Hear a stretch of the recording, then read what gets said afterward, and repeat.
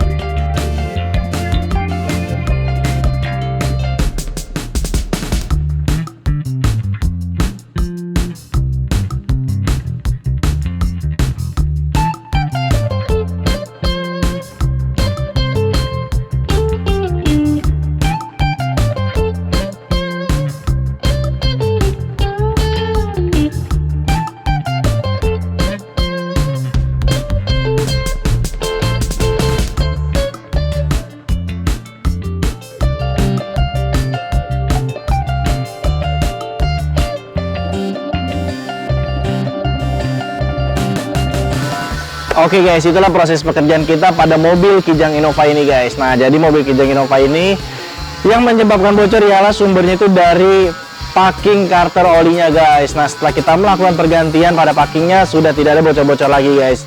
Sudah aman, sudah tidak takut akan terjadinya overheat atau kekosongan pada oli guys. Nah, buat kalian nih yang memiliki permasalahan yang sama, Anda bisa langsung hubungi website kami atau nomor telepon yang tertera di bawah ini. Buat kalian juga agar tidak ketinggalan video-video kita selanjutnya, jangan lupa like, komen, dan subscribe. Sekian dari gua Ardan, terima kasih. Semoga informasi ini dapat bermanfaat buat teman-teman semua. Untuk info lebih lanjut, Anda bisa menghubungi website kami di supercar.id atau hubungi nomor yang tertera di bawah ini. Saya Ardan, sampai jumpa di video selanjutnya.